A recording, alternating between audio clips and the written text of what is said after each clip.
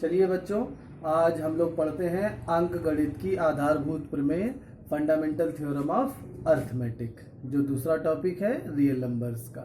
चलिए, क्या है अंक गणित की आधारभूत प्रमेय? इसको समझने से पहले हम लोग भाज्य और अभाज्य संख्याओं के बारे में एक जानकारी प्राप्त कर लें। चलिए देखिए, सबसे पहले अभाज्य संख्याएं।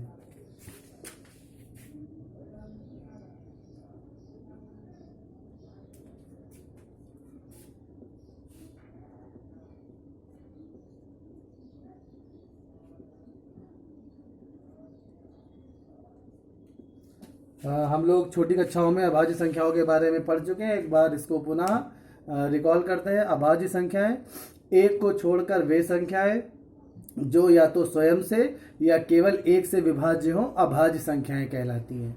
Numbers other than one which are divisible by one and itself only are called prime numbers. और सबसे पहली अभाज्य संख्या बच्चों होती है दो। दो एक ऐसी संख्या है जो सम भी है और अभाज्य भी, इसको हमें ध्यान रखना है। तो अगर अभाज्य संख्याओं का समुच्चय लिखना हो तो किस प्रकार से लिखेंगे? देखिए बच्चों ध्यान से, अभाज्य संख्याएं होंगी 2, 3, 5, 7, 11, 13, 17, 19, इसी प्रकार आगे।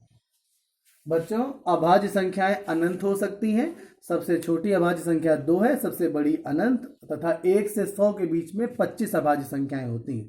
तो अभाज्य संख्याएं क्या है? फिर से एक बार बताते हैं। एक को छोड़कर वे संख्याएं जो या तो स्वयं से विभाजित हो या और किसी से विभाजित ना हो अभाज्य संख्याएं कहलाती हैं। अब अभाज्य संख्याओं के बाद आते हैं भाज्य संख्याओं पे, अर्थात कंपोजिट नंबर।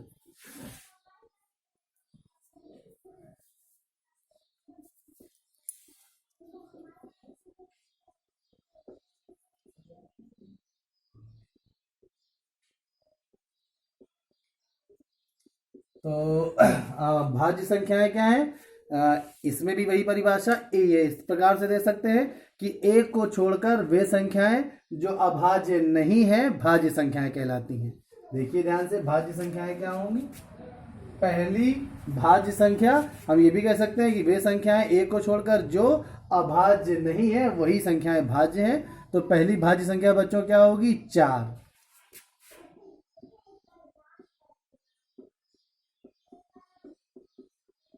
इसी प्रकार आगे। तो अब बच्चों, भाज्य संख्याएं और अभाज्य संख्याएं हमने समझ लिया है। अब हम समझेंगे कि अंक गणित की आधारभूत प्रमेय क्या होती है।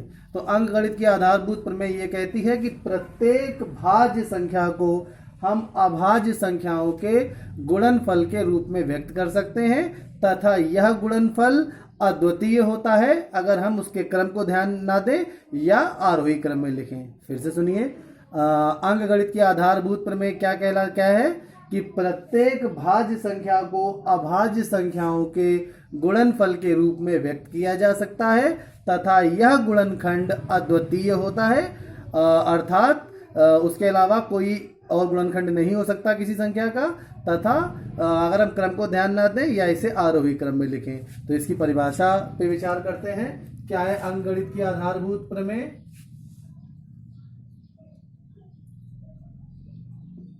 प्रत्येक भाज्य संख्या को अभाज्य गुणन खंडों के रूप में व्यक्त किया जा सकता है। और पास आ जाया करो जब लिखा करोगे। तथा यह गुणनखंड अद्वितीय अर्थात यूनिक आरोही क्रम में लिखने पर या क्रम को ध्यान न देने पर, तथा यह गुणनखंड अद्वितीय होता है। कुछ उदाहरण लिखेंगे इसके। जैसे मान लीजिए पहली भाज्य संख्या क्या है, 4। तो 4 को हम 2 गुणे 2 के रूप में व्यक्त कर सकते हैं तथा ये अद्वितीय गुणनखंड है। तो ये 4 क्या है, भाज्य संख्या, और 2 क्या है, अभाज्य संख्या।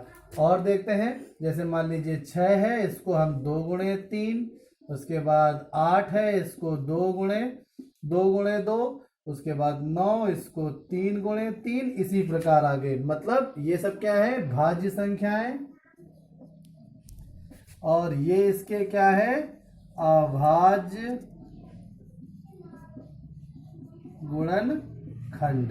तो हम लोगों ने क्या सीखा कि प्रत्येक भाज्य संख्या को अभाज्य गुणनखंडों के रूप में व्यक्त किया जा सकता है, और इसी को हम अंकगणित की आधारभूत प्रमेय भी कहते हैं। अब इसी के अनुप्रयोग पर आधारित कुछ प्रश्नों को करेंगे, और ये प्रश्न भी परीक्षा की दृष्टि से बहुत आवश्यक हैं। देखिए प्रश्न क्या है इसी पर आधारित।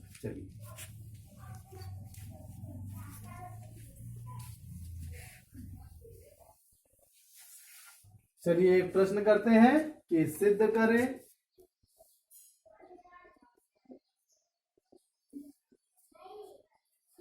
ऐसी कोई, कितना टाइम हो गया, 6 मिनट 27 सेकंड। प्राकृतिक संख्या n नहीं है